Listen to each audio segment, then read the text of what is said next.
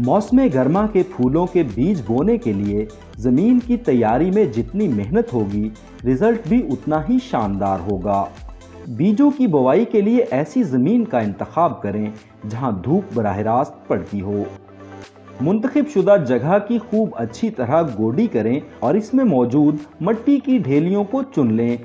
फिर इसमें एक हिस्सा रेत मिला लें ताकि बीजों को उगने के लिए नरम ज़मीन मिले और वो आसानी से जर्मिनेट हो सकें। अगर आपने अभी तक हमारा चैनल सब्सक्राइब नहीं किया तो प्लीज़ इसे लाइक और सब्सक्राइब करें ताकि आने वाली हर अच्छी वीडियो आपको बर वक्त मिल सके। रेत मिलाने के बाद अपनी क्यारी में हस्बे ज़रूरत जानवरों के खुश्क गोबर का बरादा डालें, जिसे उर्फ़े आम में मिली कहा जाता है। ये मिली कुदरती खाद की तरह काम करेगी और नन्हे पौधों को ताकत और खुराक मुहैया करेगी। अब आप क्यारी में अच्छी तरह गोडी करें ताकि तमाम अज्जा यकजान हो जाएं। मिट्टी, रेत और जानवरों का गोबर मिलकर एक मिक्सचर बन जाएगा। इसमें से थोड़ा सा मिक्सचर अलग कर लें जो बाद में आपके बड़े काम आने वाला है।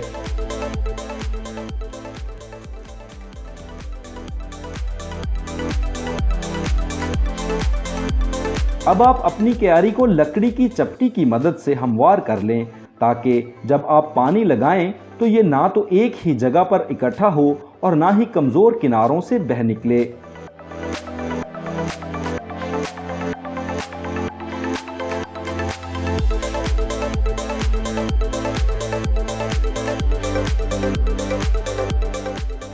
क्यारी को हमवार करने के बाद चपटी की मदद से इसके किनारे बनाएं।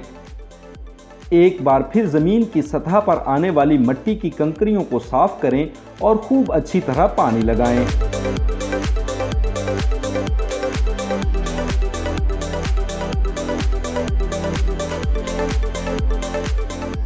पानी इतना लगाएं कि आपका तैयार किया हुआ मिक्सचर अच्छी तरह नम हो जाए।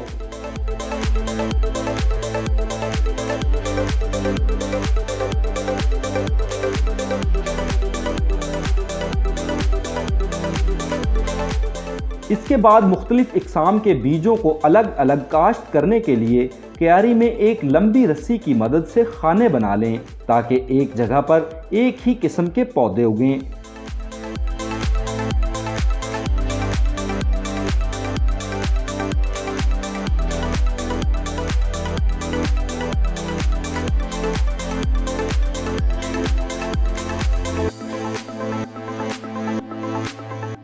ख्याल रखें कि बीजों को ज़मीन की सतह पर ही फैलाया जाए।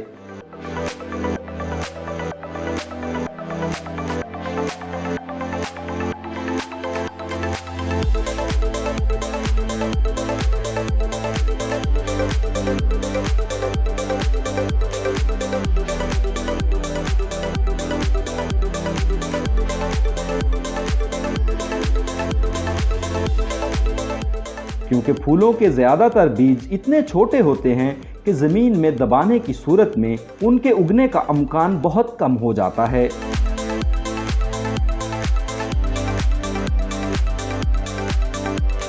सिर्फ हाइब्रिड बीजों को 1/3 तक ज़मीन में दबाएं क्योंकि ये साइज़ में आम बीजों से कदरे बड़े होते हैं।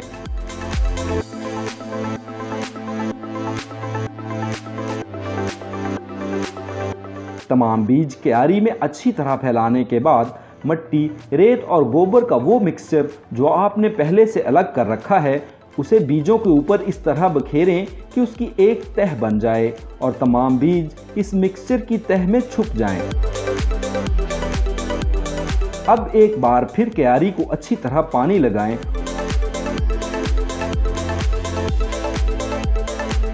और मौसम की शिद्दत से बचाने के अलावा बेहतर जर्मिनेशन के लिए इसे प्लास्टिक शीट से ढांप दें।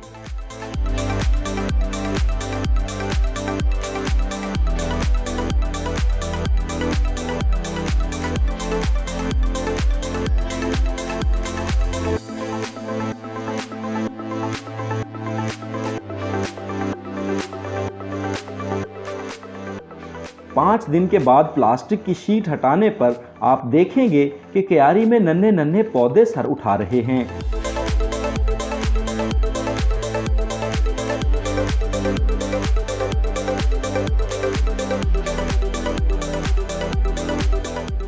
यानी आपको अपनी मेहनत का समर मिलना शुरू हो गया है।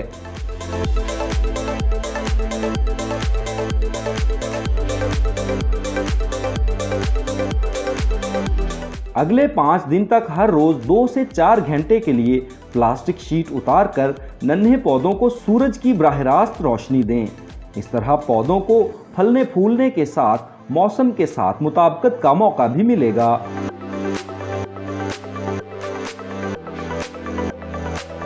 पंद्रह दिन बाद आप देखेंगे कि क्यारी में पौधों की तादाद बढ़ने के साथ उनके कद में भी खातिरखा इजाफा हो चुका होगा। नई कौंपलें सर उठा रही होंगी और सब्जा बढ़ने लगेगा। तमाम पौधे सूरज की रोशनी और हिद्दत को बराह रास्त कबूल करने के काबिल हो चुके होंगे और अपनी नस्ल या किस्म के एतबार से एक दूसरे से मुख्तलिफ नजर आने लगेंगे। इन 20 दिनों में तमाम पौधे ज़मीन में अपनी जड़ें मजबूत कर चुके होंगे और जो बीज शुरू में जर्मिनेट नहीं हुए थे वो भी सर उठाने लगेंगे। आपको 1 महीना गुजरने का पता भी नहीं चलेगा और आपकी क्यारी एक छोटे से घने जंगल का रूप धार लेगी।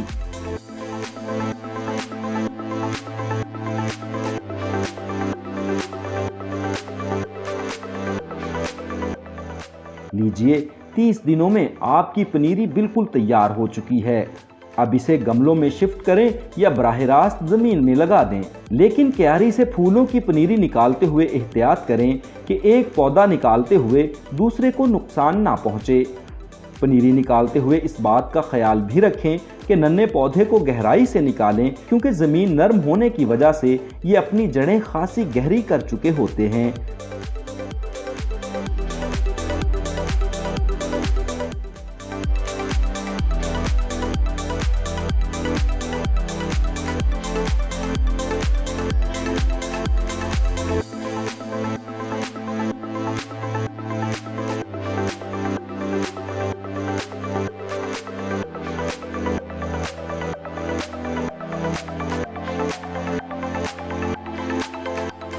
चार से 6 दिनों तक गमलों में शिफ्ट होने वाले पौधों को कम धूप वाली जगह पर रखें और होश संभालने पर इन्हें एक बार फिर धूप में ले जाएं।